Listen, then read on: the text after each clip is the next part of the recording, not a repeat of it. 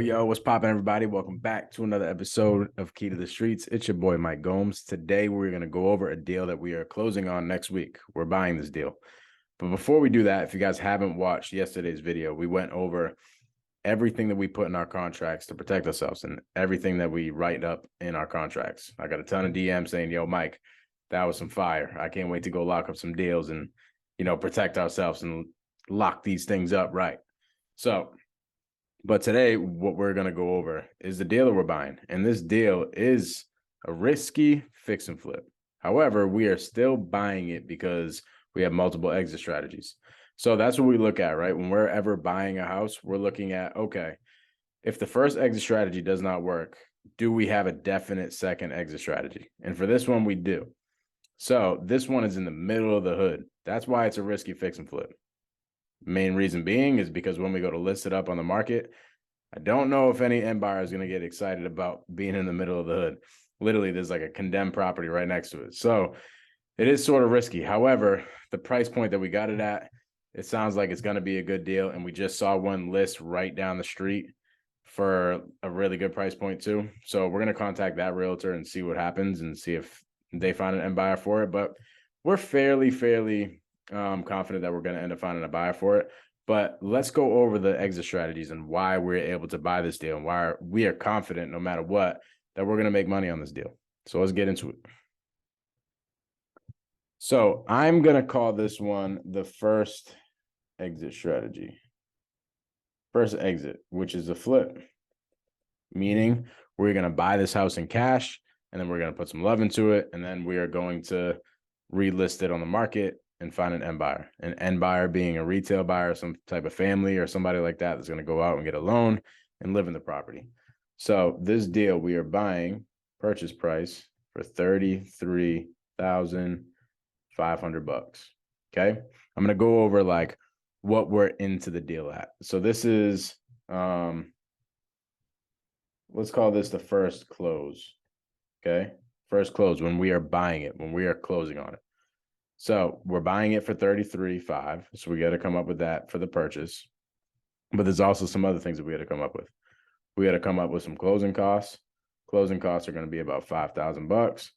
Plus, we're going to have to rehab the property. For this one, it's in the middle of the hood, so it does not really need an extensive rehab. Literally, all we're doing is cleaning this place up, doing some carpet, paint, light cosmetic stuff, maybe a couple doors, and then we're relisting it. So literally, this thing is going to cost us $15,000 to rehab.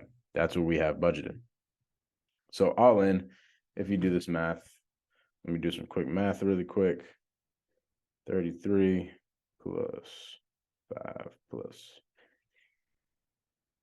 We're all in this deal at 53.5. Now, so this is what we have to come up with in order to get this thing ready for the market. Okay. Now let's talk about second close. This is when we list it and an end buyer comes in and buys the property.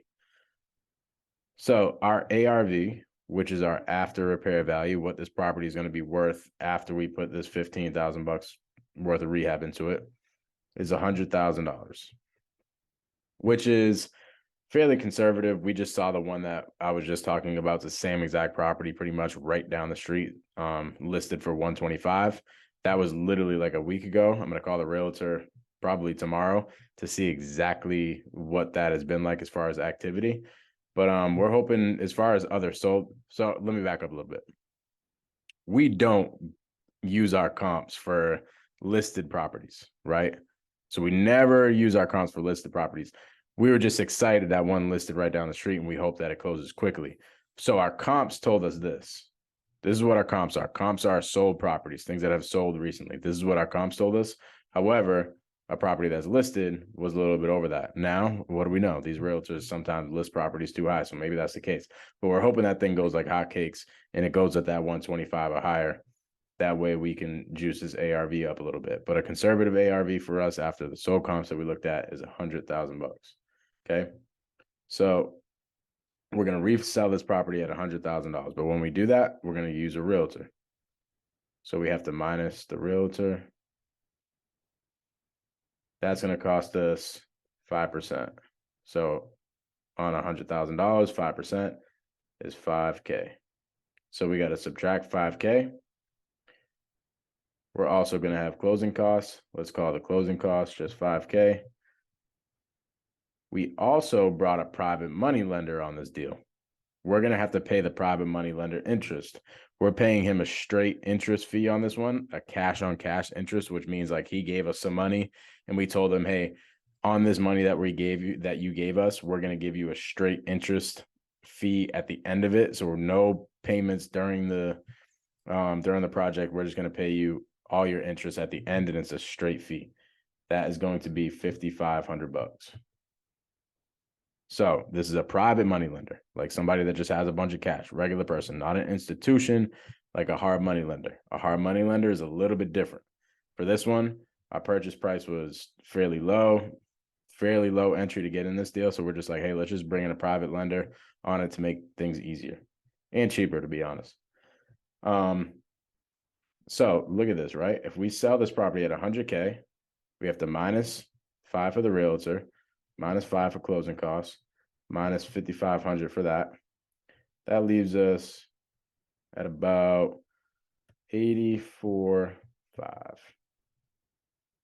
So now we're at 84.5. So after we pay all these people off, right, we're going to be at 84.5 after we resell it on the market at $100,000.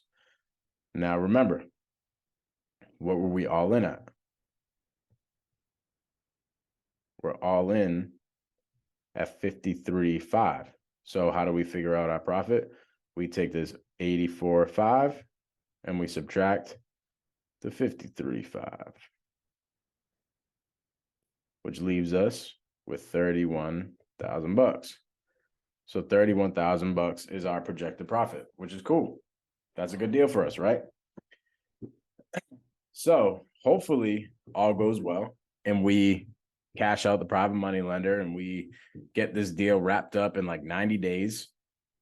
After all said and done, after we do the rehab, after we list it, everything, that's what we're looking at, a 90-day timeline, and we'll make $31,000, which is a good profit. We'll take that. However, in the event we list the property and it sits for like 30 days and we don't have any buyers and we're thinking that this property is not going to sell, here's what our second exit is. We're like, hey, we have a private lender on this deal who wants his money back within 90 to 120 days. So we got to pay him off, right? We want that to happen through the first exit strategy. But what happens if we list the property and we don't have a buyer? We need a second exit strategy to pay our private money lender off. In that event, we have two different things that we could do. We can just use our own cash, which is what we will probably end up doing, or we can refinance. I'm going to go over both. And what I'm saying is use our own cash to pay off the private lender, okay? So let's just look at it like that. Let's just say we're going to use our own cash for this stuff. What does that look like?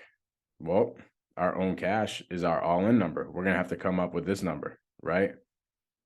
We're going to have to come up with 53.5. So let's just say we came up with 53.5 of our own money to cash out our private money lender and own this property as a rental. Let's see what that would look like.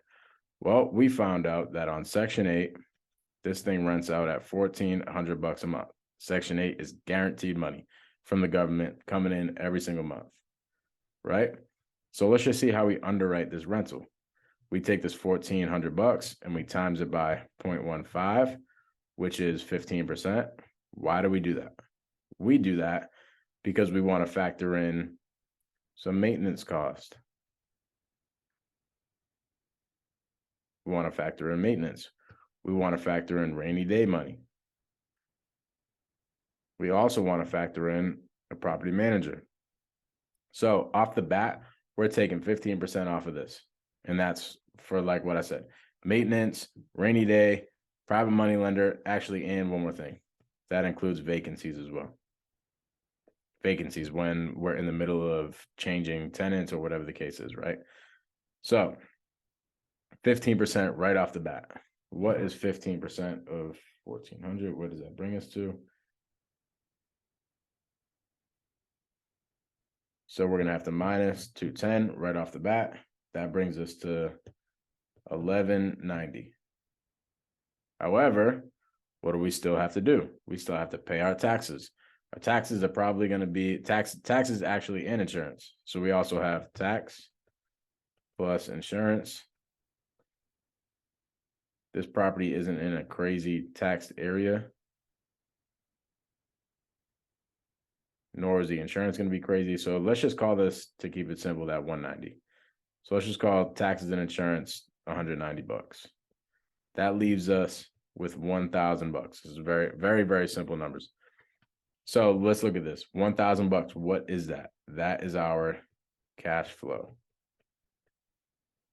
That is what we are going to make every single month. We're going to put that in our pocket after we pay the taxes, insurance, after we factor in rainy day money, we pay the property manager, we factor in vacancies and all that. Literally raw cash in our pocket is going to be $1,000 a month.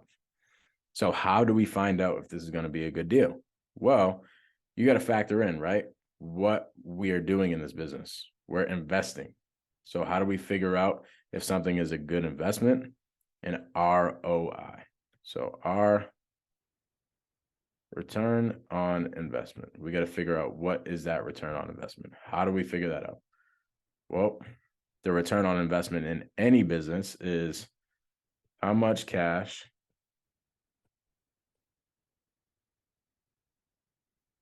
do I need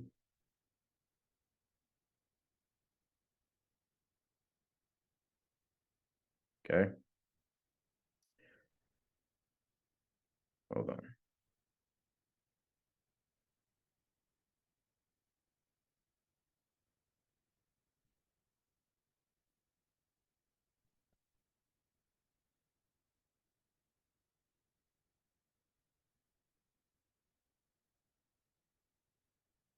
So you take, how much cash do I need? In this example, what do we need? We need the 53.5. How much cash do I need in order to get this deal done? 53.5. So you take, how much cash do I need, Birch? How much do I make? What does that equal? Well, there you go, $1,000. But this isn't just $1,000. How much do I make? What do we quantify that from? We quantify that from a yearly basis. So how much do I make yearly? So we got to times this $1,000 times 12. Okay, that leaves us with 12K. So in order to figure out our ROI, we got to do 12,000 divided by 53.5.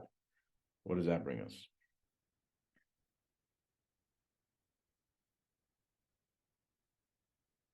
That brings with a rough estimate of 22%. So 0.22 something. So about 22%. So we're going to have a 22% ROI here.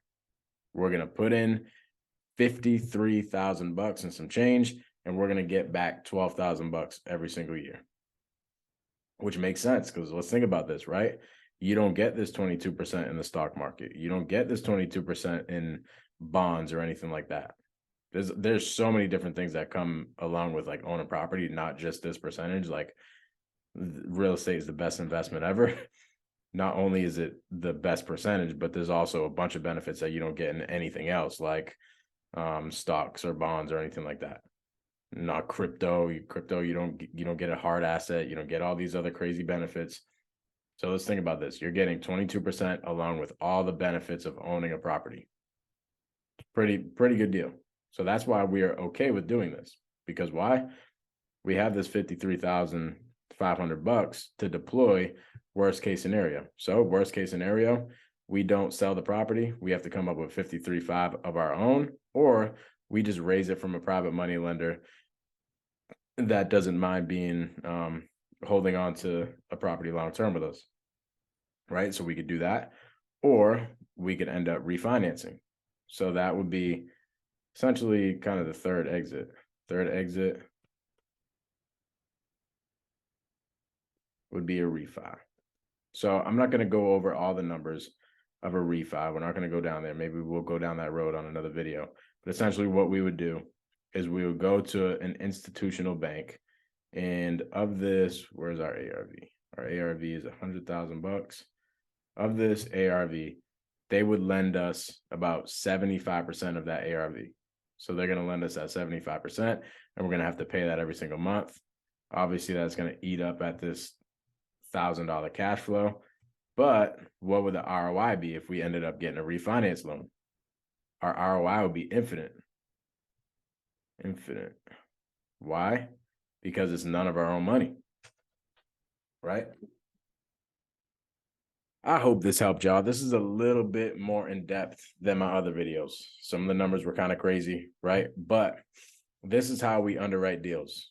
So if you're looking to buy a house for an investment, always make sure that you have multiple exit strategies. Actually, I would even recommend, if you're buying a house for you to live in, I would make sure that your mortgage every single month still allows you to cash flow. So let's just say you bought a property in Massachusetts and you ended up wanting to move to Florida in a year or two.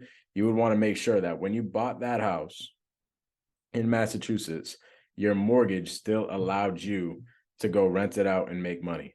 That way, when you went over to Florida to move, you would end up being able to rent that property out. So always have multiple exit strategies. But I hope this video helped. Please like this video, subscribe to the channel. We got something big coming up. Just letting y'all know we got something big. So stay tuned. Something big. Let's go.